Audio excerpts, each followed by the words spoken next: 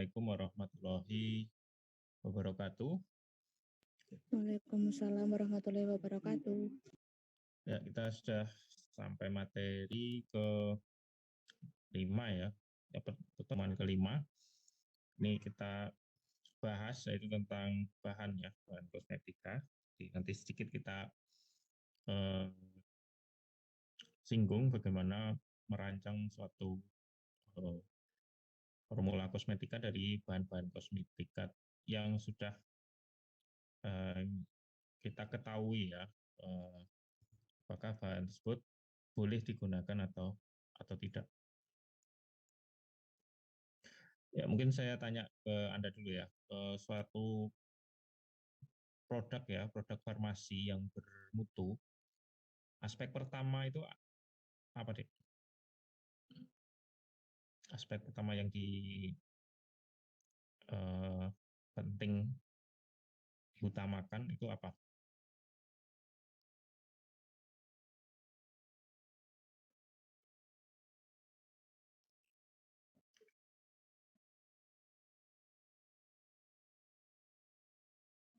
Kalau belajar obat, aspek pertama obat bermutu itu apa?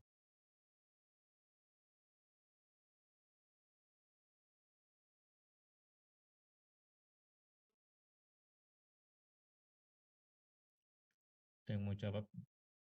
Tasya, Praisti, Alwan, Andre, siapa lagi?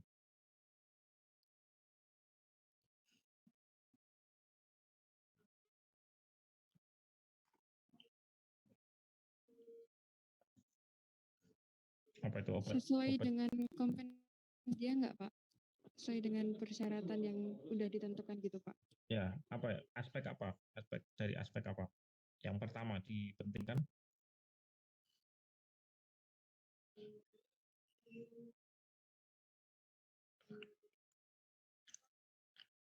Ya, yang pertama adalah safety ya. Apa itu? Keamanan, Pak. Ya, aman dulu ya. Di bahan obat ataupun ini kosmetika ya. Itu yang pertama itu aman dulu yang pertama. Jadi itu tidak bisa ditawar ya. Kalau bahan walaupun bisa memutihkan wajah dalam waktu 2 hari, tapi nggak aman. Ada efek samping di belakangnya. Ya jangan digunakan. Karena prinsip utama kita menggunakan kosmetik itu adalah aman dulu ya terhadap kulit kita. Kalau yang kedua, aspek yang kedua,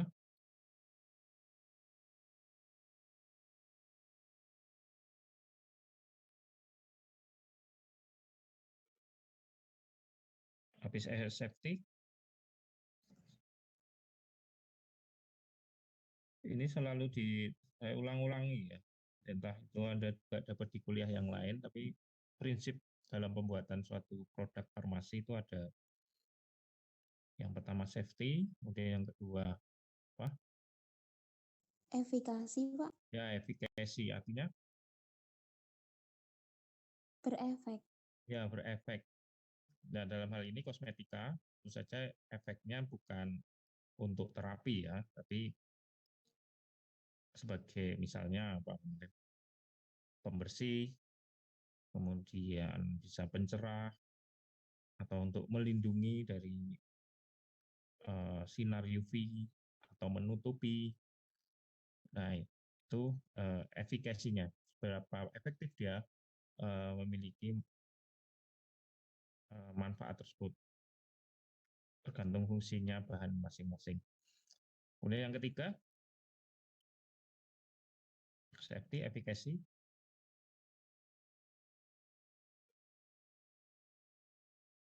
Acceptable, Pak. Ya, acceptable ya, benar ya. Acceptable artinya ya nyaman ya, nyaman digunakan, tidak menimbulkan apa. Kalau kosmetik itu kan ada apa ya, bagi Anda yang kulitnya sensitif apa? Ya berapa ada efek ya, efek ada jerawat, kemudian kadang ada merasa semeriwing ya, kayak ada apa, perih-perih gimana gitu ya. Nah, ada yang efeknya sampai terbakar, seperti terbakar, atau efeknya bahkan sampai melepuh. Nah, ini ya harus kita hindari ya. Bisa jadi itu tidak cocok ya dengan kulit Anda. Karena bahan kosmetik mungkin ada yang di orang lain tidak masalah, nggak apa-apa, tapi di eh, tempat Anda bermasalah di kulit Anda ya. Jadi perlu juga kita tekankan bahwa penggunaan kosmetik atau pemilihan bahan kosmetik harus ada keterangan. Keterangannya apa? Ditujukan kepada jenis kulit ya, pengguna yang jenis kulitnya seperti apa. Karena yang menurut Anda ketahui ya, yang Anda tahu, kalau produk kosmetik ya, itu untuk kulit apa aja? Jenisnya berapa kulit ya yang di apa ya, dibuatkan produk kosmetik.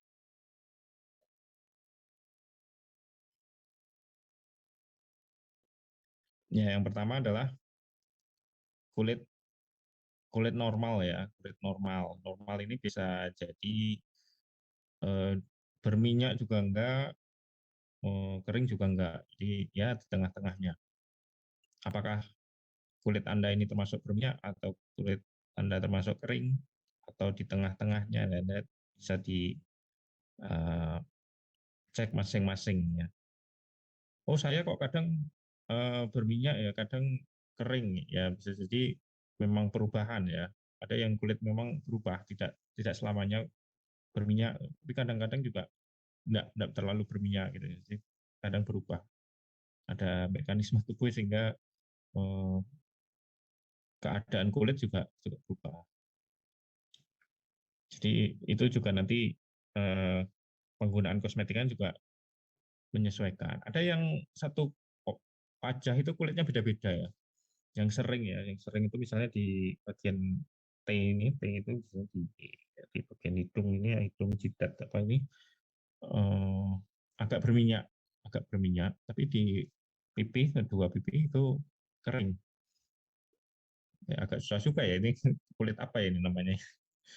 Ya, jadi satu wajah itu yang bagian tertentu berminyak, yang bagian tertentunya kering. Nah, ini bagaimana ini pengguna kosmetik yang harus dipakai, yaitu uh, harus disesuaikan ya dengan jenisnya. Ya, kita bisa juga konsultasi dengan uh, ya dermatologis yang mungkin lebih lebih lebih tahu ya terkait seluk-beluk uh, tekstur atau jenis kulit kita. Oke, baik, ini kita lihat ya beberapa ketentuan ya terkait bahan kosmetika ya. Ini Anda bisa buka juga materi ini pada peraturan Badan POM nomor 23 tahun 2019 ya terkait persyaratan teknis bahan kosmetika.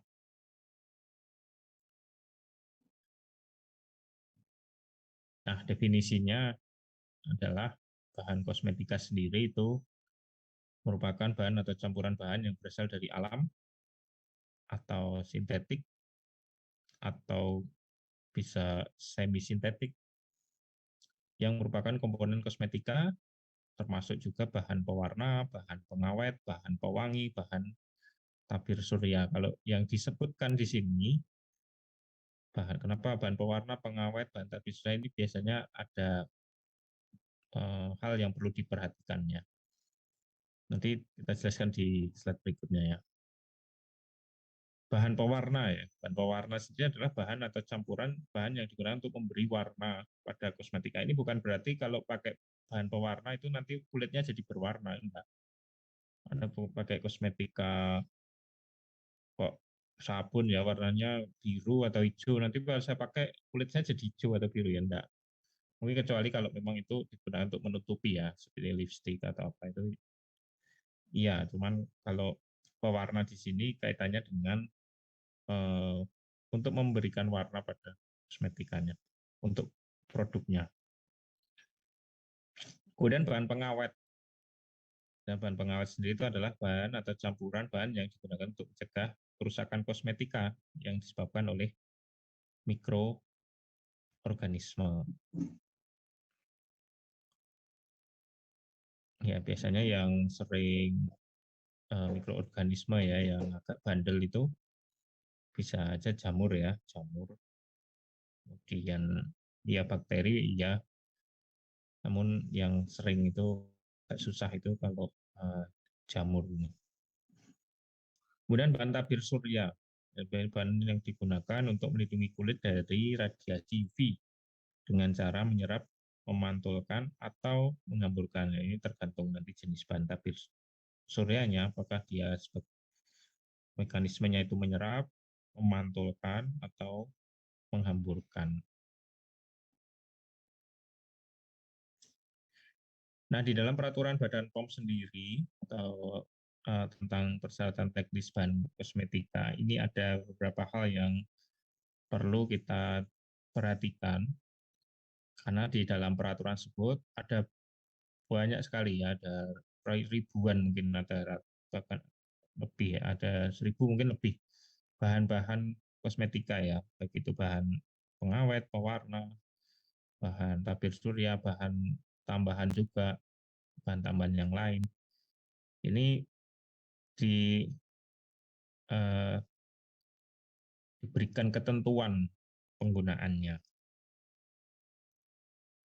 Nah, di sini ada beberapa lampiran, nanti Anda bisa baca ya, baca di dalam peraturan tersebut. Anda bisa download ya, itu peraturan Badan POM nomor 23 tahun 2019 ini. Nah, di dalam peraturan tersebut itu nanti ada banyak sekali ya bahan-bahan yang diberikan keterangan baik itu pembatasan penggunaannya, keterangan bahwa itu bahannya diperbolehkan atau diizinkan, ataupun keterangan bahwa bahan tersebut tidak diperbolehkan atau tidak diizinkan untuk digunakan. Jadi misalnya ya di lampiran pertama ini ya, lampiran pertama itu ada banyak sekali bahan yang diizinkan dengan digunakan pembatasan.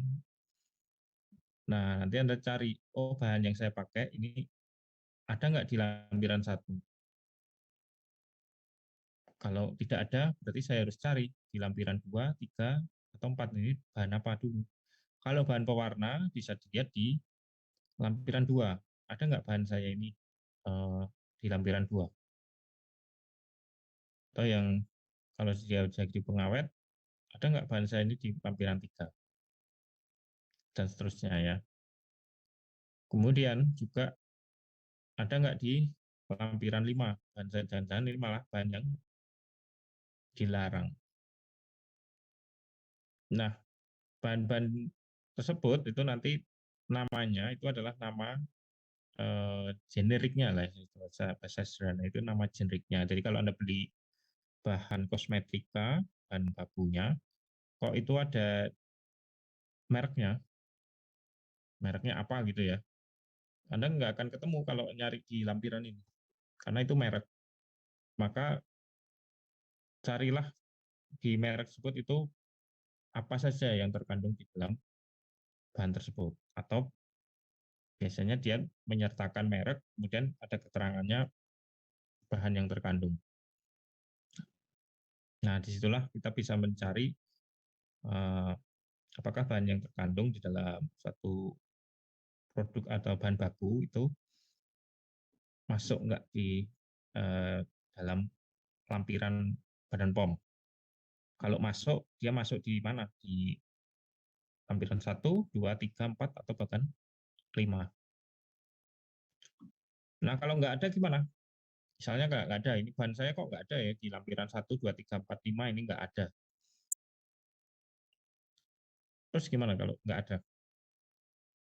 Ya nggak ada berarti bisa jadi bahan tersebut memang diperbolehkan digunakan selama memang ada dalam database di akun notif cost-nya ya. Jadi kalau kita daftarkan produk itu ada database. Nah, selama bahan tersebut ada di dalam database, itu kita bisa memasukkan misalnya contoh ekstrak eh, bunga mawar atau apa gitu ya. Misalnya di lampiran 1, 2, 3 kan nggak ada ekstrak bunga mawar ini diperbolehkan atau enggak atau dilarang atau tidak, itu ternyata nggak ada. Ya silahkan mungkin Anda bisa masukkan di akun notif posnya, apakah bahan tersebut masuk di dalam akun tersebut. Kalau masuk ya bisa Anda masukkan atau daftarkan.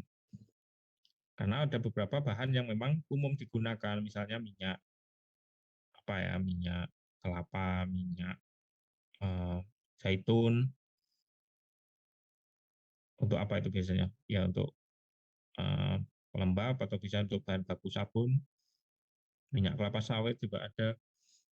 Nah, ini minyak-minyak tersebut tidak masuk di dalam lampiran ini. Lampiran di peraturan Badan POM. Artinya apa? Bahan tersebut memang tidak dibatasi penggunaannya dan diperbolehkan. Nah, terus jumlahnya berapa kalau tidak dibatasi? Ya, jumlahnya sesuai dengan kelazimannya. Kelaziman itu ya sesuai dengan biasanya kita atau produk-produk yang sudah ada itu penggunaannya berapa. Misalnya gliserin. Gliserin ini bahan ini tidak ada di lampiran ini. Itu karena bahan yang boleh ya, aman dan boleh dipakai. Tapi penggunaannya berapa sih? Nah, tergantung Anda pakai produk apa. Produknya untuk body lotion misalnya, ya saja Anda kasih barang 5%, 10%. Ya tergantung nanti kelazimannya. Kelaziman itu nanti kaitannya dengan eh, karakteristik dan mutu produknya. Kalau terlalu banyak kan nanti malah agak aneh juga ya. Tapi yang jelas bahan yang aman seperti minyak tadi dan sebagainya itu memang tidak dibatasi berapa penggunaannya dalam formula, namun perlu ditekankan bahwa Anda harus melakukan trial atau uji coba kira-kira kalau saya pakai jumlahnya sekian-sekian ini di produk atau di formula saya ini hasilnya bagus atau enggak. Nah, tapi kalau bahannya ada di lampiran, nah ini perlu Anda tekankan betul ya, jangan sampai menyalahi ketentuan ya. Misalnya satu bahan mengandung eh, triethanolamin, misalnya. Triethanolamin maksimal berapa persen di dalam sediaan atau di dalam produk. Misalnya 1%, nah berarti Anda tidak boleh lebih dari 1%. Mungkin pengawet phenoxyetanol. Etanolnya tidak boleh lebih dari 2% misalnya di lampiran gitu. Anda baca di situ. Oh, berarti saya jangan lebih dari 2%. Mungkin antara sekian sampai sekian persen lazimnya berapa, jangan sampai lebih dari ketentuan. Nah, itu terkait juga dengan formulasi ya. Nanti dalam desain formulasi desain kosmetika, yang pertama diperhatikan juga itu aspek keamanannya dulu, bahan tersebut aman atau tidak, termasuk bahan yang diizinkan atau tidak, itu yang pertama. Kemudian yang kedua adalah kelaziman penggunaan. Anda bisa cari di berbagai macam referensi atau jurnal atau yang sudah pernah dibuat oleh sebelumnya, kira-kira bahan ini jumlah lazimnya berapa. Kalau itu memang bahan yang diperbolehkan. Kalau bahan yang sudah ditetapkan di dalam peraturan ini, yang sudah masuk di lampiran, itu bukan lazimnya, tapi masuk sesuailah ketentuan. Jumlahnya berapa, kadarnya di situ ditetapkan maksimal berapa, itu ikuti aja itu. Jangan buat trial error sendiri, kecuali yang tadi bahan yang memang itu bolehnya.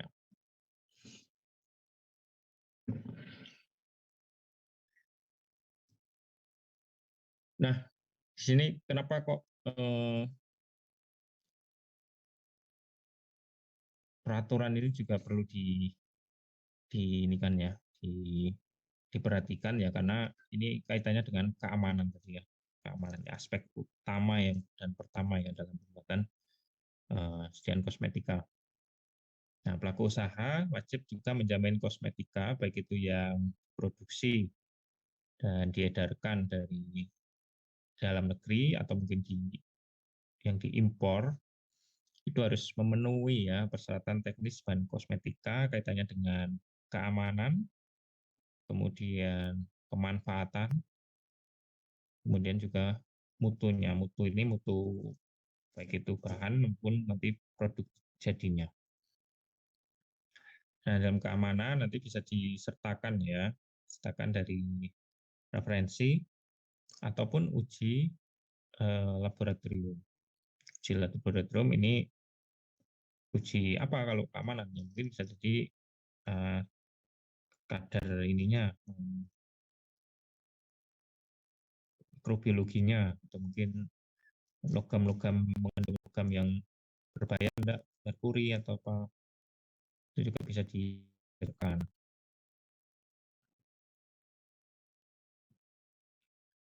Nah, selain bahan yang tertera dalam lampiran, satu, bahan kosmetik dapat digunakan sepanjang memenuhi persyaratan keamanan, kemanfaat, dan mutu. Ya, ini adalah bahan yang tadi ya, di luar dari lampiran tadi yang tidak ada. Ya, artinya bahan tersebut sebenarnya kenapa tidak dimasukkan lampiran ya, karena relatif aman. Cuman kan kita harus melampirkan juga ya, mungkin referensi atau dokumen-dokumen lain yang terkait sehingga memastikan bahwa bahan yang kita pakai itu aman. Ya misalnya ya contoh minyak kelapa sawit ya. Minyak kelapa sawit itu aman ya, misalnya ya aman ya pakai kosmetika. Tapi berbeda hal kalau Anda pakainya apa? Minyak kelapa sawit tapi yang apa? Ya yang sudah ini ya jelantahnya ya sudah pernah dipakai untuk penggorengan atau apa itu. Nah, itu jadi pertanyaan kembali. Nah, ini aman atau tidak? Anda kalau pakai minyak jelantah iya sih, mungkin untuk eh, buat lebih menarik, buat proposal lebih menarik memanfaatkan bahan yang terbuang dari minyak jelantah Anda buat sediaan kosmetika. Karena harga minyak mahal, pakainya jelantahnya. Iya, tapi perlu juga diperhatikan itu keamanannya seperti apa. Jangan-jangan nanti udah untuk goreng apa, udah berkali-kali, udah mengandung apa yang sudah komposisinya sudah berbeda dari minyak yang standarnya, itu nanti juga perlu kita buktikan bahwa bahan tersebut memang aman.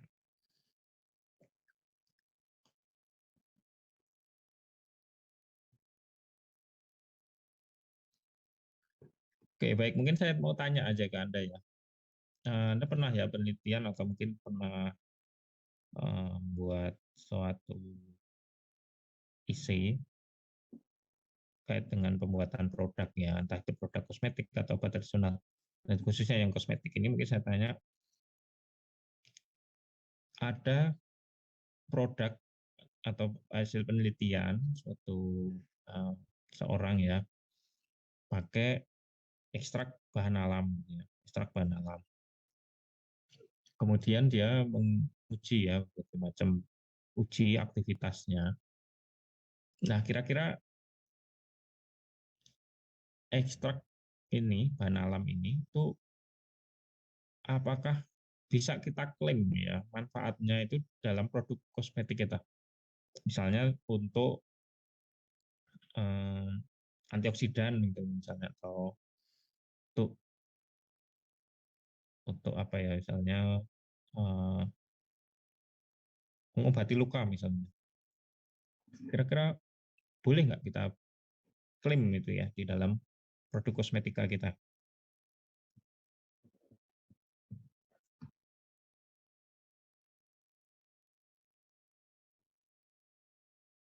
Menurut saya nggak boleh, Pak. Ya, kenapa nggak boleh? Soalnya masih tergolong kosmetik gitu, Pak. Mungkin klaimnya cuman bisa kayak memperbaiki gitu, Pak. Kayak membantu meredakan gitu. Kalau menyembuhkan menurut saya nggak bisa. Oke, ada yang punya pendapat lain?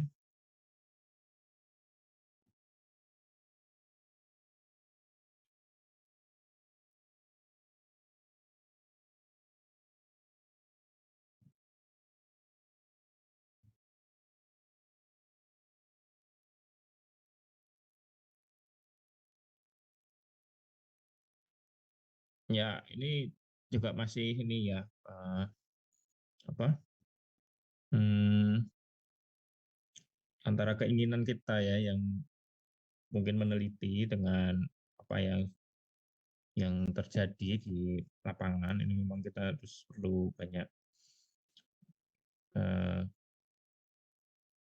menyadari ya bahwa apa-apa yang sudah kita teliti ya sebagus apapun datanya, kadang begitu dibuat produk kok nggak bisa diklaim. Nah ini karena ya memang regulasi ini memang masih membatasi ya. Ya ini regulasi memang dibuat untuk semua ya, untuk mengatur semuanya supaya terjadi adanya tatanan. Maka dari itu untuk kosmetika sendiri memang tidak boleh berlebihan ya dalam membuat klaim. Ya nanti klaimnya juga sesuai dengan definisi yang kembali lagi itu untuk kosmetika. Kosmetika kan lebih ke apa? Ya untuk membersihkan, untuk menutupi, melindungi, mencerahkan, atau untuk uh, menyamarkan gitu ya. Ya lebih-lebih ke situ. Tapi kalau sudah ada klaimnya itu udah ada sedikit nyinggung-nyinggung sudah agak ke terapinya gitu ya, itu nanti akan ditolak biasanya.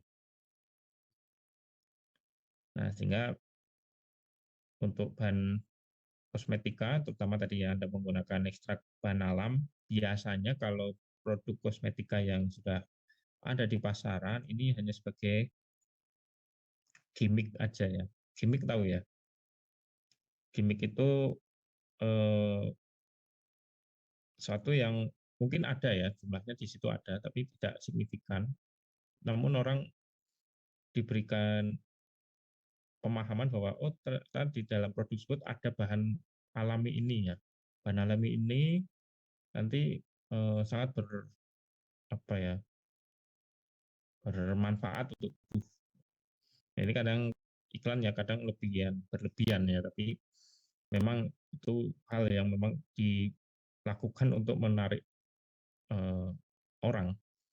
Nah, maka dari itu kita dalam membuat suatu produk juga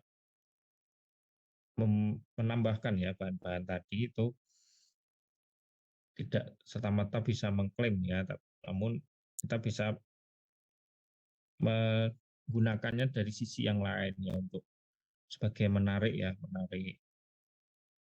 konsumen atau orang supaya menggunakan produk kita karena mereka melihat bahwa oh bahan yang digunakan mungkin bermanfaat untuk wajah dan lain sebagainya.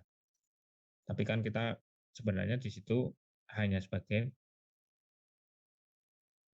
pelengkap ya atau fungsinya tidak sebagai terapinya tapi lebih ke sisi estetika atau kosmetika.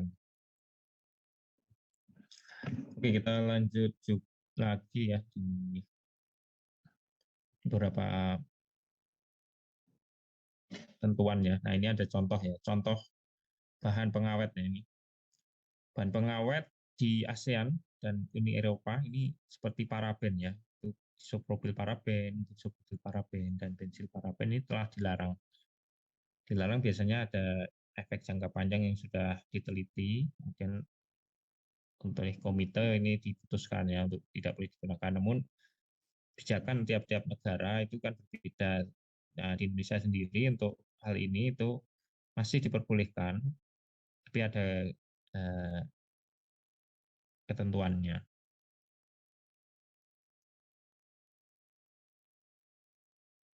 Ketentuannya adalah masih diizinkan ya sebagai bahan kosmetika di negara asalnya.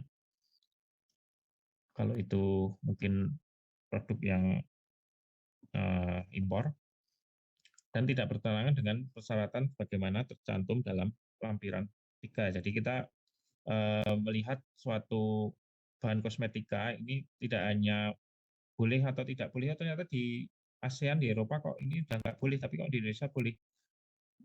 Ya itu memang regulasi masing-masing negara berbeda-beda, sehingga kita sebagai formulator nanti akan melihat sebaiknya saya ikuti aturan yang mana. Kalau kita di Indonesia ya ikuti aturan Indonesia aja. Kalau memang masih boleh dan kita masih eh, pakai, ya dipakai saja. Mungkin karena dari segi ketersediaan, dari sisi cost-nya juga masih cukup ini ya, eh, murah gitu misalnya, masih bisa diterima, sehingga nggak masalah ya kita pakai. Tapi kalau memang itu sudah dilarang ya itu tidak boleh ya untuk digunakan. Kita ganti dengan bahan yang lain ya. Misalnya pengawet kan sekarang banyak ya, tidak harus paraben. Mungkin untuk gimmick iklan juga, oh pengawet saya produk saya tidak mengandung paraben. Jadi lebih aman. Ada juga ya yang iklannya seperti itu. Anda bisa pakai bahan pengawet yang seperti tadi saya contohkan, phenoxyetanol itu juga banyak sekarang digunakan.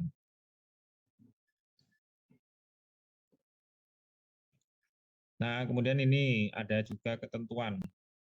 Ada beberapa ketentuan, memang tidak semua saya sampaikan di sini ya. Nanti tergantung isu-isunya yang berkembang seperti apa. Ada alfa maupun beta arbutin ini untuk ketentuan kosmetika yang mengandung alfa arbutin dan beta arbutin untuk semacam pemutih ya. Ya, pada dokumen informasi produk wajib dilampirkan data hasil pengujian kandungan hidrokinon. Ya, karena ini suatu turunan ya. Jadi ada hidrokinonnya, jadi perlu dilampirkan data berupa hasil pengujian.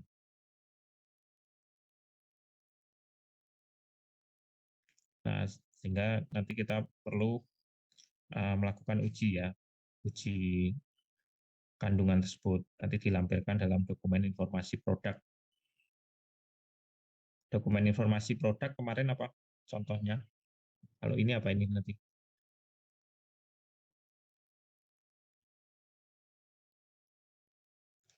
Kalau yang nomor 1 ini nanti kita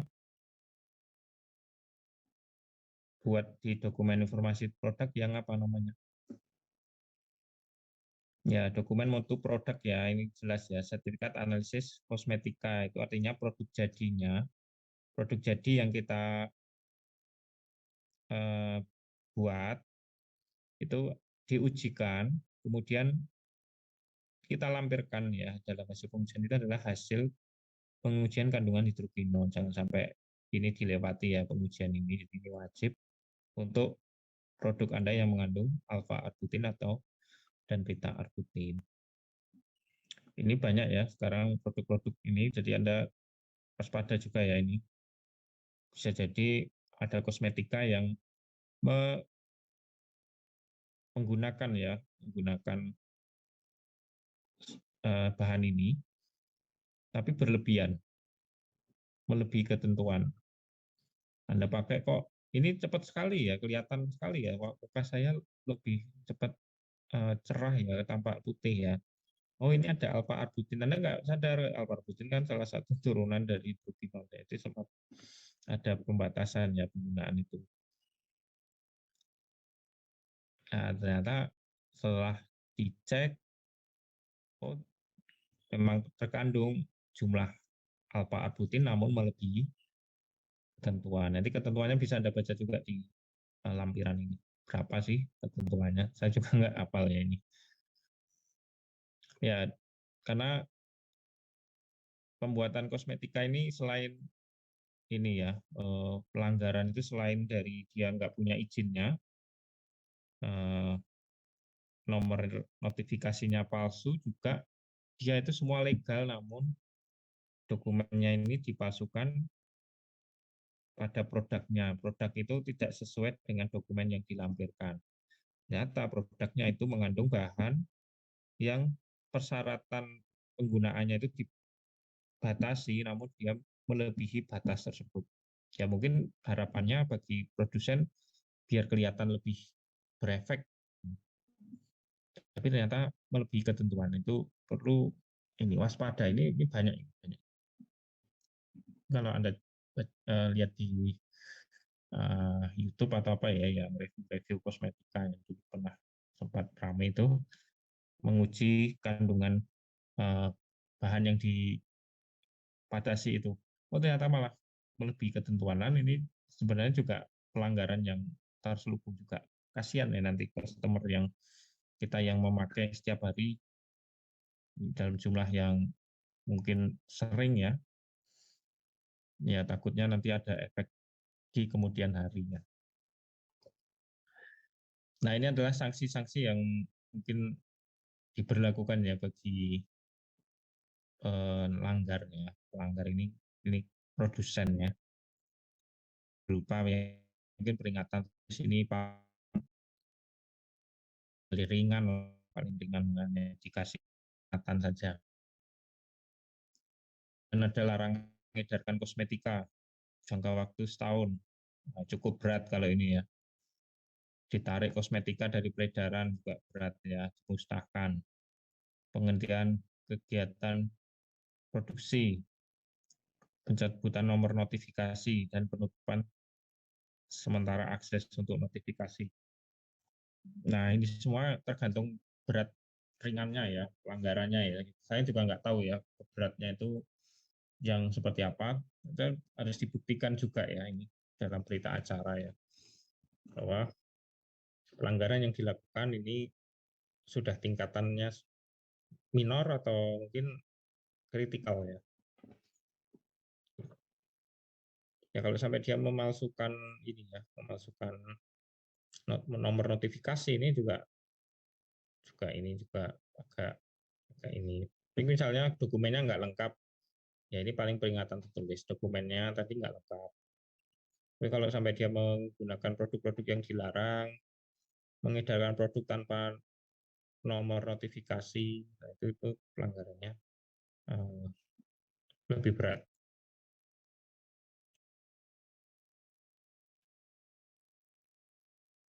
Ini lewati ya. Nah, contohnya ya, contoh lampiran 1 tadi saya berapa kali sebut ada lampiran-lampirannya. Ini kita kasih contoh ya. Contoh lampiran 1, bagaimana cara membacanya ya. Membaca bahan yang pertama ini adalah bahan nama generiknya lah. Nama internasionalnya.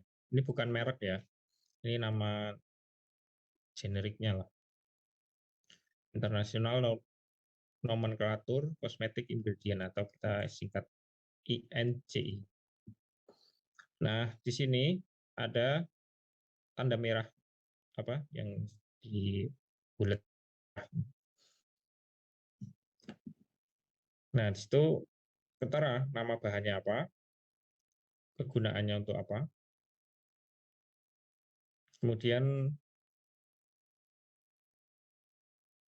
batasannya berapa. Berarti kalau ada di lampiran 1, saya pakai bahan ini ya, C16 alkyl trimethyl amonium chloride ya. Berapa sih dalam formula saya, kira-kira berapa? Oh, ternyata itu masuk di lampiran 1. Nah, lampiran 1 menyebutkan bahwa ini maksimal 2,5% untuk kadar tunggal atau jumlah kadar tunggal dari setrimonium chloride dan steartrimonium chloride. Kalau pakai 2 ini ya berarti dijumlahkan ya 2,5%. Sama ya, berarti dalam formula saya bahan ini tidak boleh lebih dari 2,5%. Maksimum ya. Kalau maksimum ya jangan ditulis maksimum ya, dan di bawahnya aja. 2%, 1% itu aman untuk pengajuan notif pos.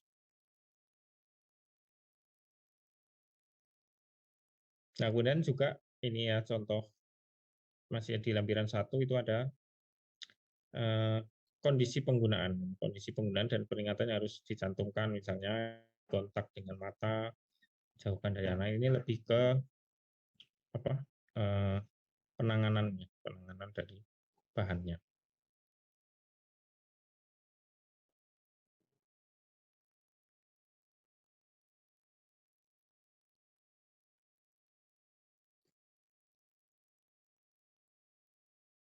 Nah, kemudian contoh aja ya, contoh ini bahan sediaan untuk pewarna rambut. Nah, ini ada disodium hidroksi, ini panjang sekali. Namun bisa di Cari Red ya, Cari Red. nomor cas number-nya 25956 ya. Ini cas number ini identifikasi ya. Jadi kadang warnanya merah tapi kok merahnya sama, merah yang mana sih yang dipakai ya, itu kita pakai ini juga identifikasinya cas number-nya supaya dia kalau misalnya kita pesen itu jangan sampai salah, sama-sama merah ternyata merahnya beda. Itu juga warna itu kadang gitu, mungkin kita nggak hafal ya itu merah apa ya, kari red atau apa gitu ya, lihat inginnya mungkin casnya ya, cas number ini walaupun sama-sama merah tapi kalau cas number-nya beda ya itu berarti jenisnya beda. Nah ini ada contoh ya, warna maksimal 0,4% dalam kosmetika. Lihat Anda gunakan maksimal 0,4% dalam produk Anda, dan ini ya keterangan penggunaan. Jadi keterangan penggunaan ini nanti akan dilampirkan juga dalam kemasannya ya. Jadi kemasan Anda mengandung bahan-bahan yang dibatasi tadi, bahan-bahan yang masuk lampiran tadi, itu penggunaan ini juga wajib Anda sertakan ya di dalam kemasan. Walaupun kemasan nanti kan itu mengandung bahan-bahan yang lain juga, cuman kan bahan Anda salah satunya mengandung ini bahan yang dibatasi ini.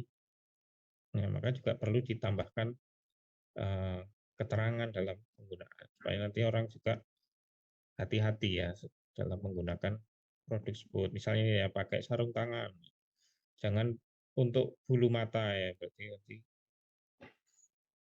ada keterangan juga di dalam kemasan pewarna rambut Anda, gunakan dengan sarung tangan sesuai dan jangan digunakan untuk warnai bulu mata atau alis. Ya takutnya nanti malah jadi ini ya, bulu matanya jadi kaku atau jadi apa ya. Nah ini juga ada penggunaan ya. Penggunaan ternyata ada yang kadar tertentu itu diaplikasikan harus oleh dokter umum. Jadi ini resepnya ini khusus untuk bahan kosmetika yang mengandung ini ya, glikolik dan lactic acid antara kadar 10 sampai 20% wajib diaplikasikan oleh dokter. Apalagi yang lebih dari 20% harus diaplikasikan oleh dokter spesialis. Jadi mungkin ini produknya hanya khusus untuk dokter ya, dokter atau dokter spesialis. Tapi kalau yang kurang dari 10% boleh digunakan untuk atau diaplikasikan sendiri. Ini yang mengandung glikolik dan lactic acid ya, ini biasanya untuk sediaan untuk wanita ya, biasanya untuk toner atau untuk apa ya itu. Nah, itu kan mungkin mengandung ini ya, glikolik atau lactic acid. Nah, ini kalau di dalam sediaan yang kita pakai sendiri itu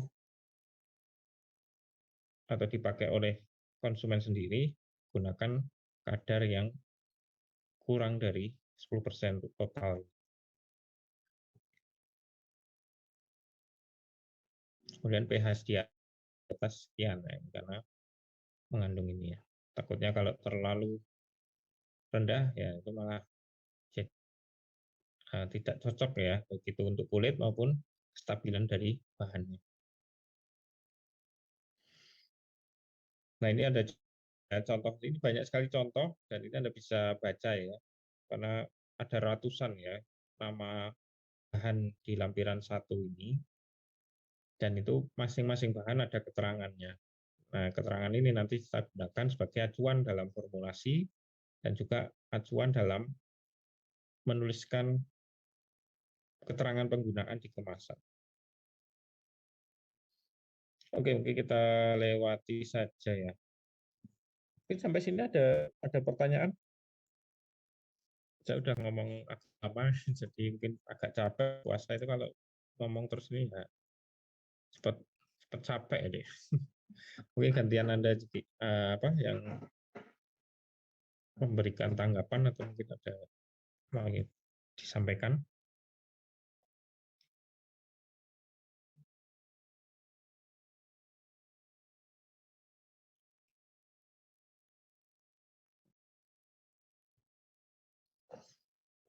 Ya, sekarang ada profesi juga ya. Farmasi itu juga ada profesi yang cukup menarik juga ya, yaitu sebagai formulator kosmetika.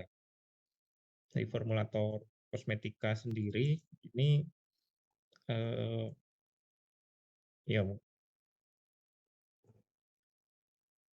cukup menjanjikan juga ya. Jadi Anda buat suatu produk kosmetika dengan konsep tertentu.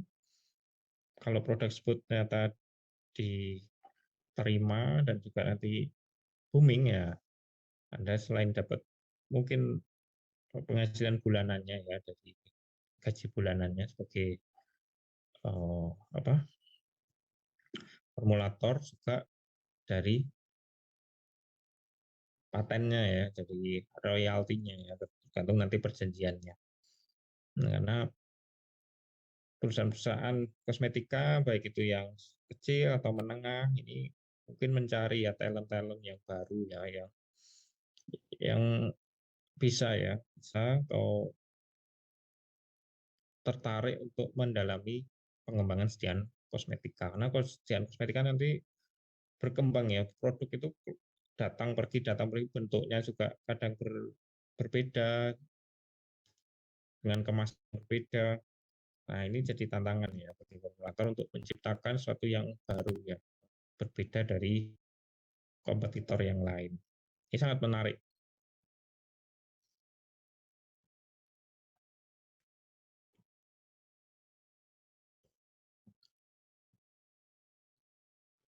Nah, kemudian juga kadang kita kalau sering ikut seminar-seminar ya, kalau Anda mungkin cari ya, ada seminar dari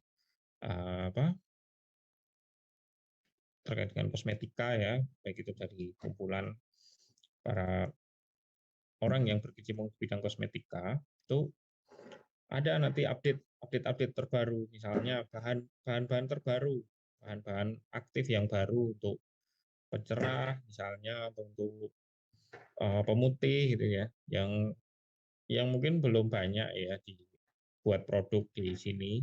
Nah, itu dia juga update. Biasanya nanti kita akan peroleh wawasan juga. Oh, ternyata ada bahan baru ya sekarang untuk ini, untuk pencerah wajah yang mungkin dirasa lebih aman gitu ya, lebih aman dari yang lain, dari penelitian-penelitian yang sudah ada. Kemudian ada juga bahan sabun aja ya, sabun itu yang surfaktannya itu juga berevolusi atau ada bahan-bahan yang baru terus. Dulu eranya mungkin sodium lauryl sulfat gitu ya. Nah, sekarang sudah ada sodium lauryl sulfonat yang lebih aman katanya ya, aman daripada yang sulfatnya. Harganya lebih mahal, tapi mungkin secara keamanan lebih baik dan karakteristik busanya juga lebih soft, lebih baik dalam membersihkan. Misalnya itu, jadi bahan-bahan pun juga berkembang ya. Bahan pewarna juga sama, bahan tabir surya, bahan pewangi juga sama, itu minyak atsiri dan lain sebagainya itu juga berkembang. Jadi kita formulator selain baca peraturan juga update informasi ya, supaya kita juga tidak ketinggalan terkait dengan pengembangan formulasinya. Nah, ini lebih menarik sebenarnya kalau di kosmetika. Saya juga tidak promosi, namun bahan-bahan yang sekarang update itu memang kadang kita nggak pernah dengar sebelumnya. Bahan apa sih ini? Dulu mungkin di kita belajar farmasi kan seringnya bahan aktif yaitu bahan tambahan itu gelling agent seperti itu, pengawet yaitu. Tapi di luar sana itu sudah berkembang sekali, banyak merek-merek baru dengan kombinasi yang berbeda, dengan klaim yang berbeda-beda. Yang ini tinggal pelajari semua ya, kira-kira mana yang akan cocok dengan produk yang saya buat dari segi kualitas juga dan juga dari cost-nya juga ya, kita perhatikan.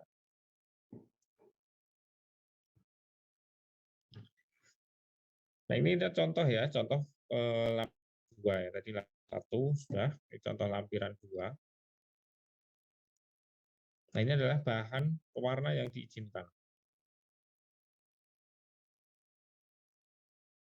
Nah, ini ada nama ini juga ya, apa? Kodenya juga ya. Kode ini menunjukkan mungkin jenis warnanya ya.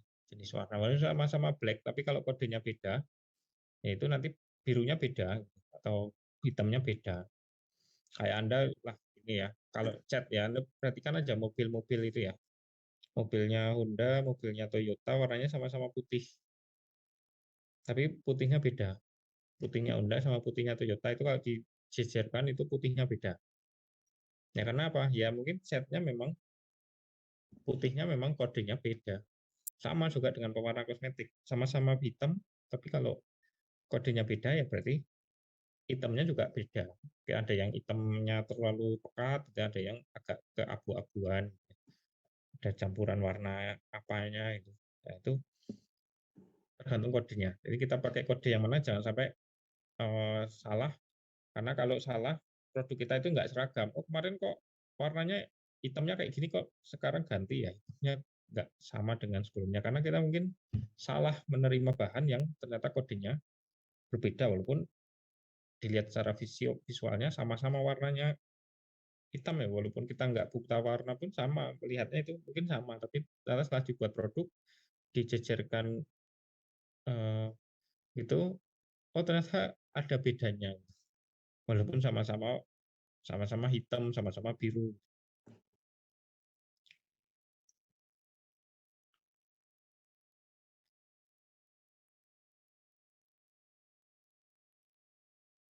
Nah, kan juga di dalam peraturan nanti ada update juga ya. Peraturan itu biasanya kenapa kok dari tahun kemarin sekarang ada peraturan yang baru ya. Mungkin secara garis besar mungkin sama, ada yang sama bagian besar, namun ada beberapa hal yang tidak sama. Misalnya contoh, misalnya ini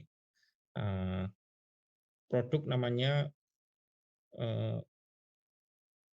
pigment white 4. Mungkin di peraturan tahun sebelumnya tidak ada keterangan ini, namun di peraturan yang baru dikasih keterangan tidak digunakan dalam penggunaan yang menyebabkan paparan terhadap paru-paru misalnya. Ya berarti kita harus aware ya, harus waspada ya terhadap warna ini. Nanti fungsinya warna ini untuk produk apa? Produknya nanti potensi nggak untuk dihirup oleh orang gitu misalnya.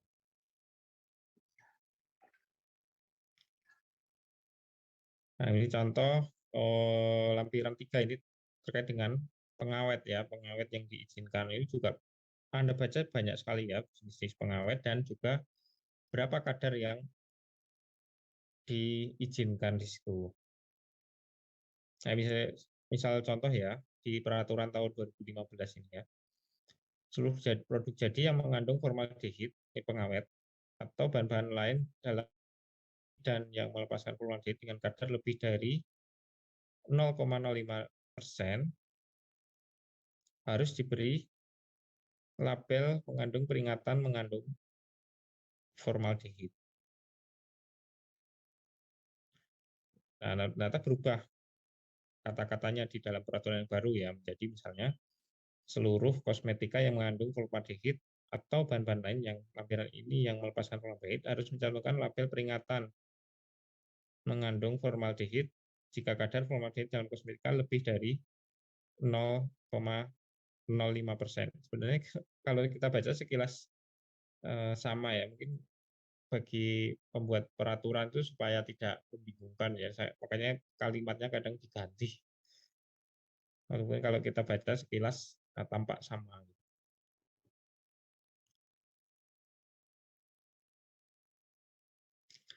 Nah, ini juga ada ya, ada keterangan misalnya ini etil laurol arginat HCl ya, pengawet dalam mouthwash kadar maksimumnya 0,15%. Ternyata menjadi ini ya. Oh, maaf ini contoh yang metil isotiazolinon ya dari 0,01%, kadar maksimumnya menjadi 0,0015%. Nah, ini juga perlu kita inikan juga ya, perhatikan juga ya. Jadi peraturan yang sudah berlaku sekarang mengganti peraturan sebelumnya, berarti peraturan sebelumnya kita anggap tidak perlu kita jadikan acuan. Kita pakai acuannya peraturan yang paling terbaru untuk persyaratan teknis bahan kosmetika. Karena ada beberapa hal yang mungkin terjadi perubahan. Jadi kita ikutilah peraturan yang baru saja. Ya kalau untuk sekedar pembelajaran sih tidak masalah ya peraturan yang lama. Namun kalau Anda buat produk, udah praktek ya buat produk, Anda pakai bahan-bahan tertentu, ceknya adalah di peraturan yang terbaru. Supaya nanti tidak menimbulkan masalah di kemudian hari yang ternyata sudah berubah di peraturan. Oke, ini ya, ini contoh tadi ya. Kemudian tabir surya ya, bahan tabir surya. Tabir surya itu juga banyak ya digunakan pada lampiran ini juga ada banyak sekali ya bahan tabir surya, namun juga kita perlu perhatikan ketentuannya. Misalnya ya, zinc oxide ya, zinc oxide ini tidak digunakan pada kosmetika yang dalam penggunaannya dapat menyebabkan paparan terhadap paru-paru melalui inhalasi. Kemudian ada bahan zinc oxide nano, mungkin kodenya sama, zinc oxide itu kodenya sama nomornya, cuman bentuknya beda, yang satu tidak nano, yang satu sudah nano, tapi biasanya tetap kodenya akan sama. Namun dikasih keterangan zinc oxide nano, jadi itu ukuran partikelnya berbeda.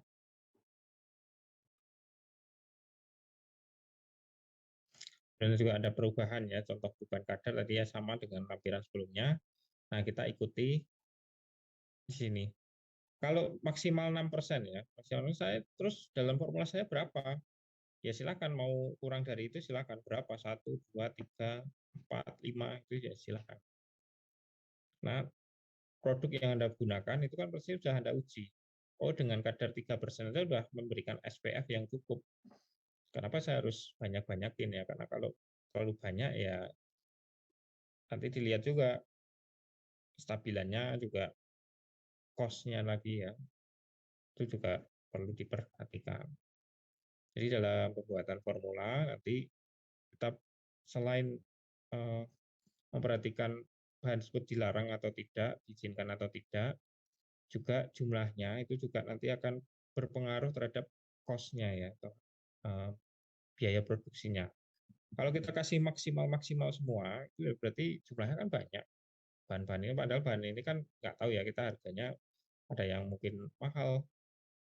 Nah, kalau kita pakai kadar maksimal semua, ya berarti nanti dihitung cost-nya juga maksimal. Tapi kalau kita bisa mengurangi cost ini, mengurangi kadarnya, tapi dengan efektivitas yang relatif tidak berbeda, ya berarti kan kita bisa mengurangi cost-nya.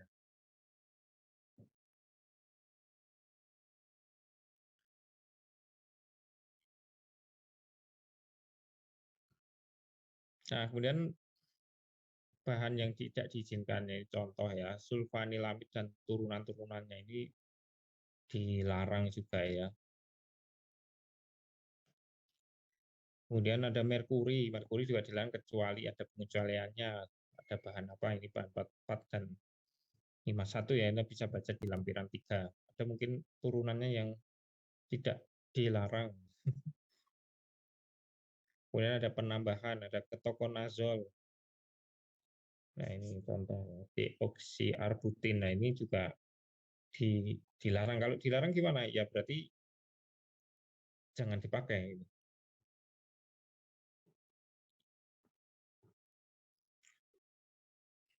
Ya, baik. Itu ya untuk terkait dengan persyaratan teknis bahan kosmetika. Kemudian adalah penilaian keamanan atau safety assessor kosmetik. Jadi setelah kosmetik itu Anda buat ya, kemudian Anda lakukan uji mutunya, Anda keluarkan certificate of analysisnya dari asesor.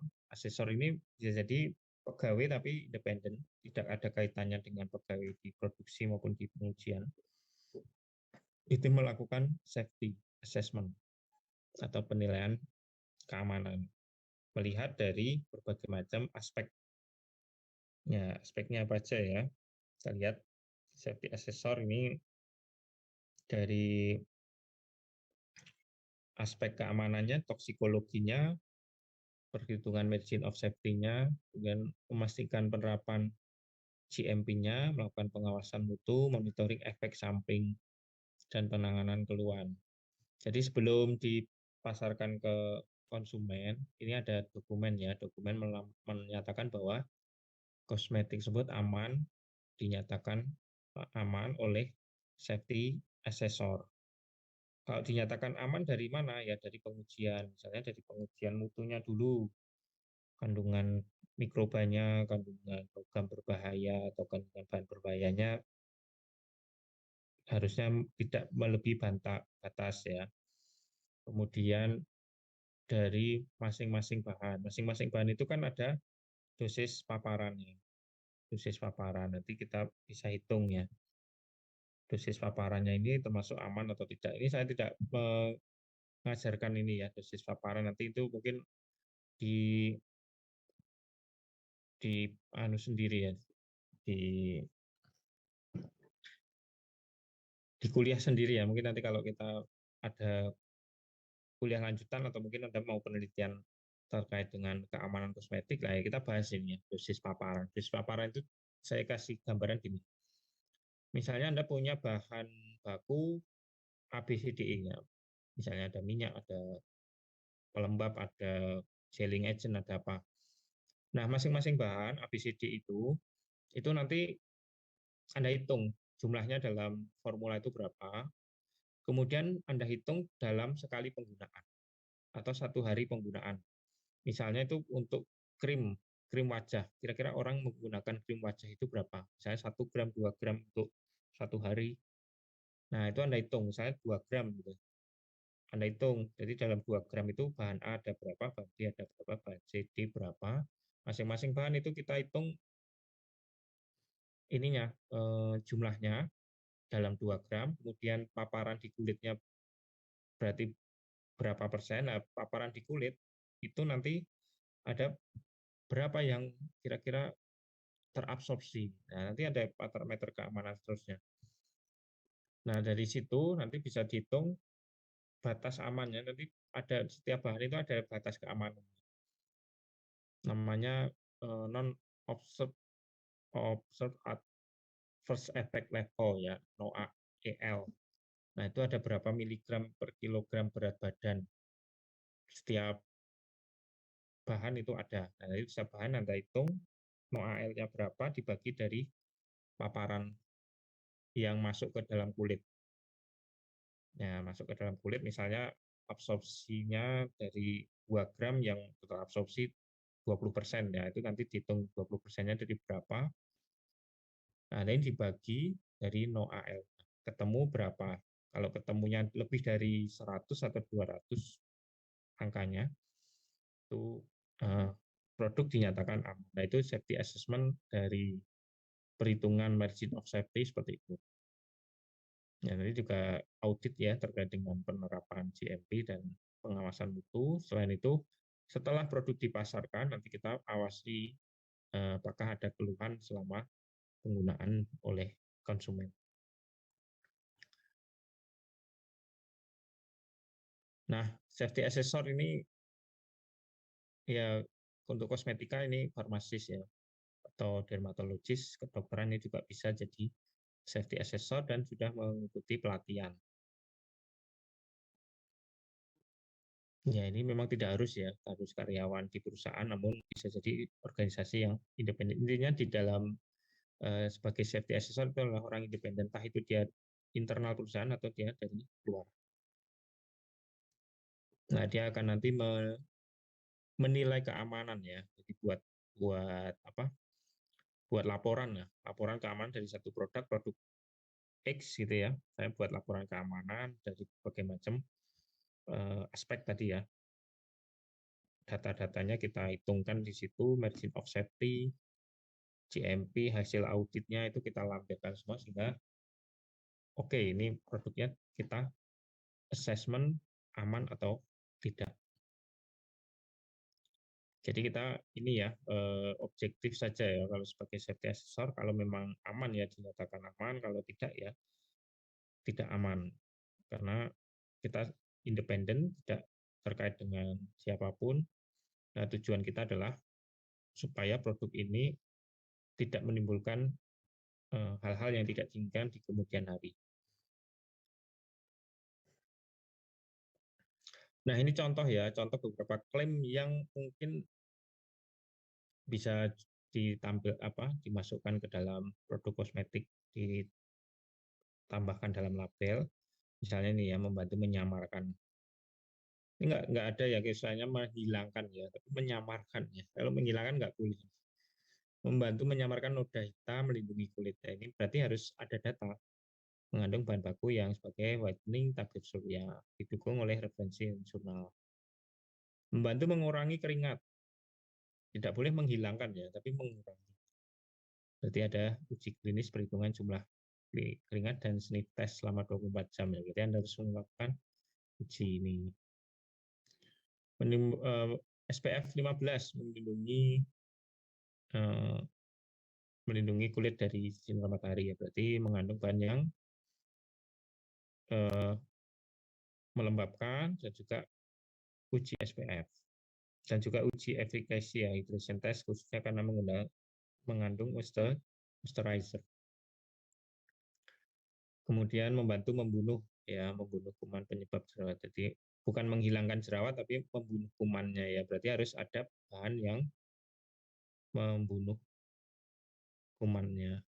Jadi ini apa ya, semacam bahan aktif lah ya untuk antibakterinya. Nah, ini contoh klaim-klaim yang tidak diperbolehkan di dalam kosmetika, misalnya meningkatkan pemulihan sel-sel kulit. Nah, ini sudah sangat spesifik sekali ya. Jadi, tidak diperbolehkan, mengurangi perubahan fisiologi atau mengembalikan perubahan fisiologi, menghilangkan bekas luka, mengobati, menghentikan jerawat. Tadi boleh membunuh bakterinya, tapi kalau mengobati jerawatnya enggak. Dan seterusnya ini Anda bisa baca sendiri, dan untuk klaim-klaim Anda perlu perhatikan ya dalam klaim kosmetik, sesuaikanlah dengan peraturan ya, peraturan. Jangan membuat klaim yang berlebihan ya, nanti takutnya ditolak ya klaimnya, harus diganti. Oke, ini beberapa referensi, mungkin bisa Anda cari ya beberapa referensi dari jurnal untuk mendukung klaim, dari textbook, dari kompendia, dari manapun silahkan bisa Anda cek kalau ketemu produk-produk yang mengandung bahan-bahan yang Anda gunakan untuk menguatkan referensi atau menguatkan bukti klaim.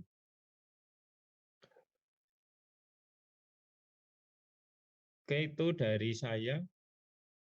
Mungkin ada yang mau disampaikan khususnya untuk materi pada sore hari ini. Silakan.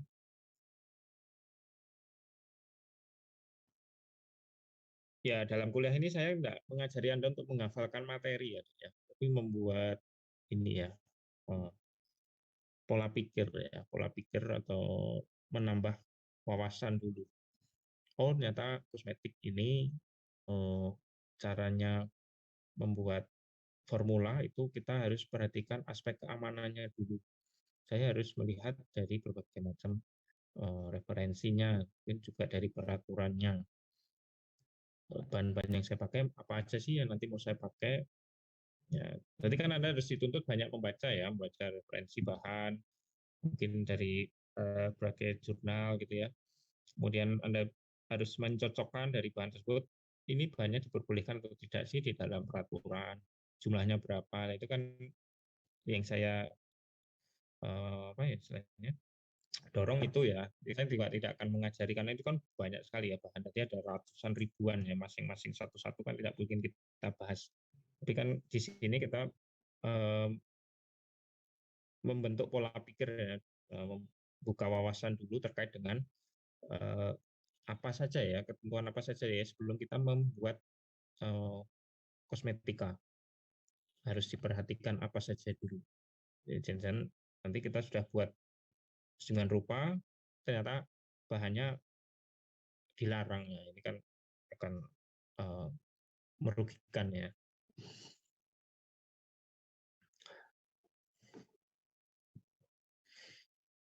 Baik, silakan. Ada pertanyaan? Saya masih ada satu materi ya, minggu depan itu terkait dengan kulit ya. Di terkait dengan tipe-tipe kulit sebelum UTS ya. Nanti ya mungkin ada quiz ya di pertemuan terakhir atau sedikit review.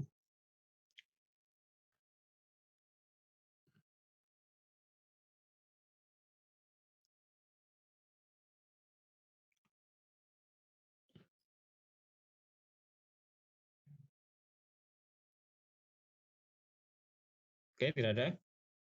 Ya, kalau tidak ada, kira saya cukupkan ya untuk pertemuan pada sore hari ini. Ya, sebenarnya saya harapkan ada lebih aktif sebenarnya dalam perkuliahan. Ya, harapannya biar apa ya, ada mungkin ilmu-ilmu yang baru yang mungkin tidak saya peroleh Anda punya gitu, atau sebaliknya ada hal-hal yang mungkin dirasa kurang ya dari saya, Anda mungkin pengen tahu lebih atau pengen menambahkan. Tapi ya enggak apa-apa ya, nanti mungkin silahkan bisa disimpan dulu pertanyaannya. Kalau nanti ada yang ingin disampaikan bisa Anda sampaikan di minggu depan. Baik, untuk pertemuan pada sore hari ini saya akhiri ya. Kurang lebihnya mohon maaf. Wassalamualaikum warahmatullahi wabarakatuh.